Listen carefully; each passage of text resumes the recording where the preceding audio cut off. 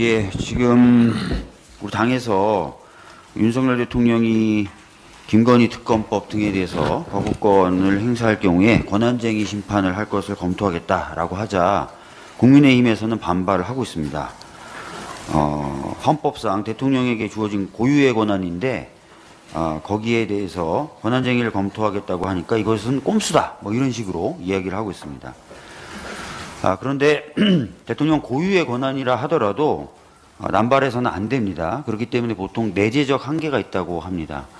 예를 들어서 말씀드려 보겠습니다. 대통령에게는 사면권이라는 고유 권한이 있습니다. 헌법 문헌상에는 이 사면권을 제한하는 문구가 들어있지 않습니다. 그러면 자신의 가족들의 경우에 무조건 다 사면을 해줘도 됩니까?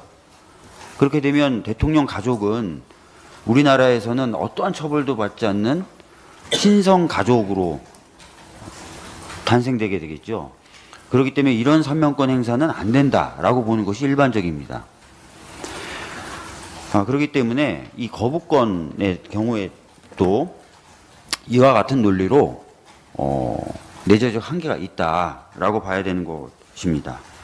특히 지금 쌍특검법에 관련돼서 한동훈 비대위원장이 독소조항이라고 얘기했던 게 크게 두 가지인데요.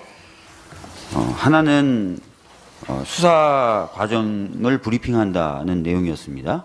그리고 또 하나는 시기가 총선에 임박해서이다라고 얘기했습니다. 근데 이미 여러 차례 말씀드렸지만 수사 과정에 대한 브리핑은 최순실 특검 때부터 있었고 그 이후에 만들어진 모든 특검법에 동일하게 들어가 있는 조항입니다. 그래서 이것이 독소조항으로 갑자기 둔갑할 이유는 없는 것이겠죠. 시기 문제는 저희 더불어민주당을 포함한 야당들은 최대한 신속하게 쌍특검법을 제정해서 시행하자고 얘기를 해왔지 지금 하자고 얘기한 적이 한 번도 없어요. 국민의힘이 반대하다 보니까 저희가 패스트트랙을 지정했고 그래서 지금 이 시기에 법이 국회 본회의를 통과하게 된 것입니다. 과거부터 있었던 조항을 문제 삼고 본인들이 정한 결국 만들어낸 시기를 가지고 문제 삼고 그것을 가지고 거부권을 행사하겠다라는 것은 전혀 타당하지 않죠.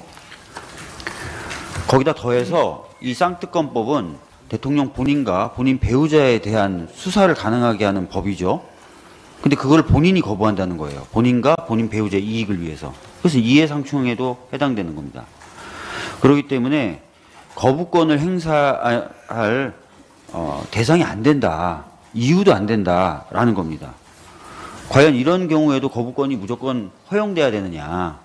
여기에 대해서는 당연히 헌법적 검토가 필요한 겁니다. 그렇기 때문에 저희들이 이 권한쟁의 등을 검토하겠다는 것이고 아무런 이유 없이 권한쟁의를 검토하겠다는 것이 아닙니다. 오히려 대통령이 입법권을 존중하고 또 국민적 요구를 존중하고 또 자신이 얘기해왔던 공정과 상식이라는 우리나라와 우리 사회의 가치를 존중한다면 거부권 행사를 안 하는 게 맞죠.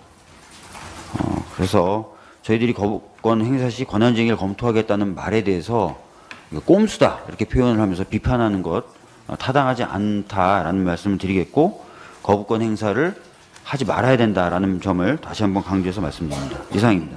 예.